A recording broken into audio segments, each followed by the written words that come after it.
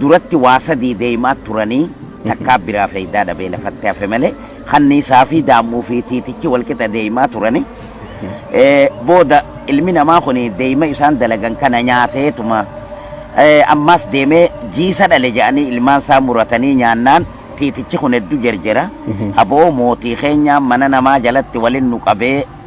nurroorrise kottaa je'ee kora sabaa yaamee kanniisaa fi daammuu dhaddacha hoggaa waliin dhaqan duuba maaliif walin nu yaamte tiiticha jennaan boo mootii keenyaa mana namaa jalatti nu didee mootii kana yoo ofirraa jeefne nuti hundinuu